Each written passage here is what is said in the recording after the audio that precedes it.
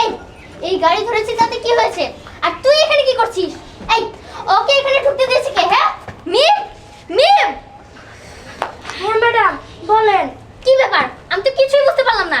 আমার অনুমতি ছাড়া ওকে এখানে ঢুকতে দিয়েছে কে? আসলে ম্যাডাম হয়েছে কি, যে প্রজেক্টটা আপনি নিতে চাইছিলেন সেই প্রজেক্টটা এখন ওনার।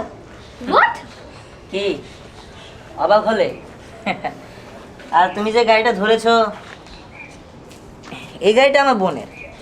শুধু এটাই না, এরকম অনেক গাড়ি আমার বোনের আছে।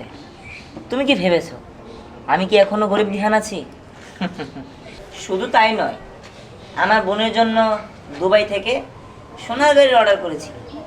আর তুমি যে গাড়িটার অহংকার দেখিয়েছিলে, তুমি বলেছিলে একটা গাড়ি তোমাকে দিতে। আমি তোমাকে এরকম নর্মাল গাড়ি দেব না, আমি তোমাকে রূপার গাড়ি দিব। আমি তো কিছুই বুঝতে পারছি না। এই প্রজেক্টটা তো আমার নেওয়ার কথা ছিল, ও কিভাবে নিল? হ্যাঁ না না, আমি এসব মানি না।